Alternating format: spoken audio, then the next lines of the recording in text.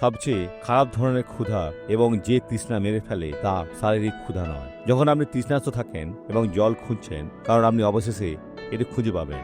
কিন্তু সবচেয়ে খারাপ ক্ষুধা হলো ঈশ্বরের বাক্যের ক্ষুধা, যাকে অনেকে তুচ্ছ করে।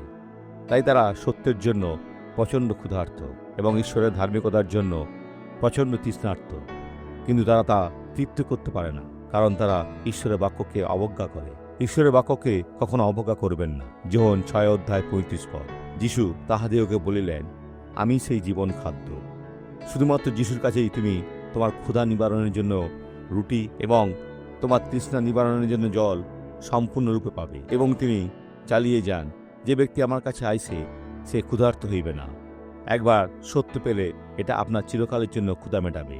এবং যে আমাদের বিশ্বাস করে সে তৃষ্ণার্ত হইবে না, কখনো না। অর্থাৎ তুমি এমন একজন হবে যে ঈশ্বরের অভিষেকে পূর্ণ হবে, যাতে তুমি তার ধার্মিকতা অনুসরণ করতে পারো। আমরা এখন প্রার্থনা করি। পিতা, আমরা এই ব্যক্তির জীবনে ধার্মিকতা প্রচলিত করতে চাই, যার বিরুদ্ধে মিথ্যা অভিযোগ আনা হয়েছে, তারা তাদের স্থাপন করছে, হে প্রভু। এবং এই ব্যক্তি মন্দের মারাত্মক ফাঁদে পড়ে গেল। ও পিতা, এই মারাত্মক ফাঁদে কিন্তু এখন তোমার সামনে আমি এখন তোমার শক্তি ব্যবহার করে তাদের মধ্যে থাকা এই মারাত্মক শক্তিকে মুক্ত করছি। তুমি এই দুষ্ট এই লোকেদের কাছ থেকে বেরিয়ে যাও, এখনই চলে যাও। এটা একটা আদেশ যিশুর নামে।